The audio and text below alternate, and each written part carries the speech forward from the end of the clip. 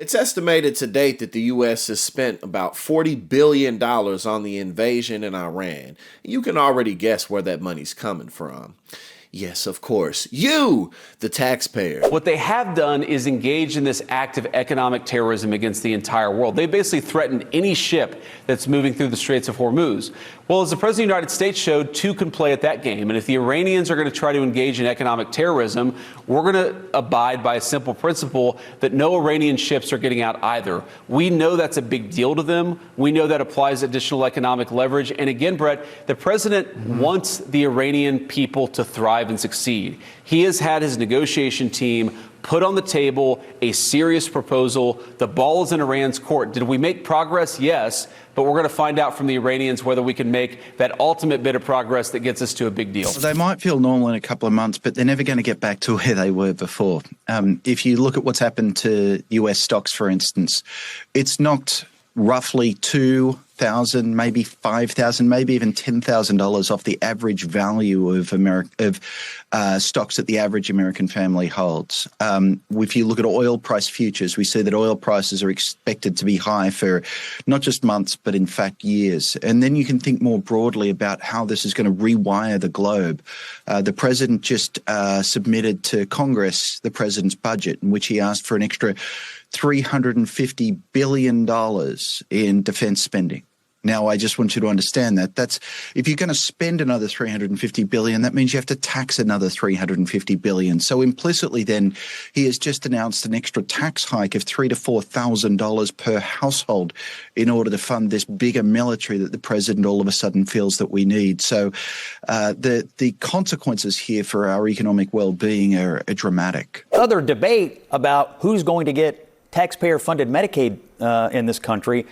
That's what the memes are about. That's what the fight is about. Democrats want to make it about this subsidy issue. They don't run out to the end of the year, by the way. But the real thing is they filed legislation to repeal what the Republicans did this summer. And so these two issues have been conflated. But the fact is they don't just want the subsidies. They want other things. And the president is drawing attention to it, I think, in a pretty clever way. We just had a national emergency about Medicaid telling jokes. Medicaid I don't know why people still can't take not a joke. going to illegal immigrants, Scott. It is. And It really does. It's not. It really does. So it does in several not. blue states. Scott, no, it's not. It really does. Listen, the part of the bill that deals with the money that goes to states, it doesn't say anything about their immigration policy.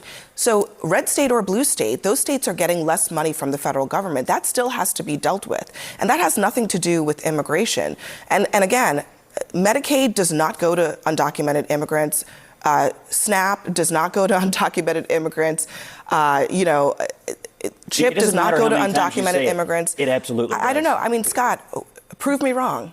How many blue states? Show me the law. How many blue states? Mike Johnson showed it. Scott, show me the U.S. in a gigantic poster on Show Friday. me the U.S. code where it says that they're It's allowed to easily get shown. Medicaid funding. I will put it out on social media. It after doesn't. the show, It doesn't and I will exist. be right, and you In will be fact, the wrong. law says And I will be exactly right. the opposite. So They're trying to repeal what the Republicans Scott, did this summer. Scott, that is a lie. Okay, It is not. Now you might want to dispute whether or not states should get reimbursed from the federal, or should get federal dollars for Medicaid at the levels that they got it before. That's a different issue. But that's not an issue that's actually tied to immigration, and you know it. The United States can't take care of daycare. That has to be up to a state. We can't take care of daycare. We're a big country. We have 50 states. We have all these other people. We're fighting wars.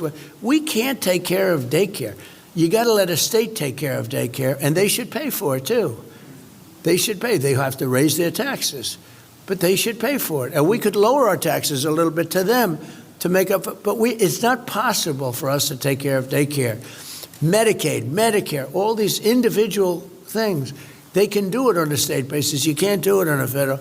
We have to take care of one thing, military protection. I saw that press conference where he said that no administration ever has worked harder for health care. What's your message to the American people when you hear they're trying to say that? Yeah, they're full of shit. I mean, Mike Johnson is just lying.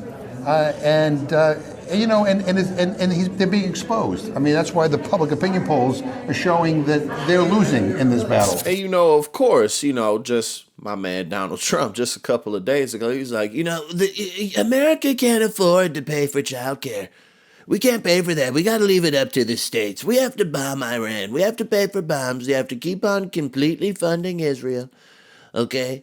We have to keep on siphoning the U.S. dollar, the taxpayer money, into my personal slush fund accounts, because he literally has slush fund accounts around the world. In Qatar, he has one.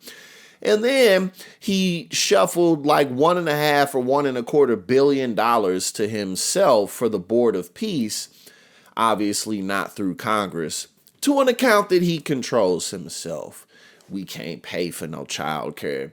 Of course we can pay for it. But Donald Trump, and I mean, honestly, the entire federal government, at least in this country, is completely beholden to organizations like AIPAC and the gun lobby and big pharma and big oil and all of those people. This is how it works. Donald Trump is just like the gremlin persona of all of it. You know, it's not like the things that Donald Trump says sign into law, the executive orders that he's put forth. It's not as if he's the only one to ever do anything like that in the Republican or the Democratic Party, but particularly the Republican Party.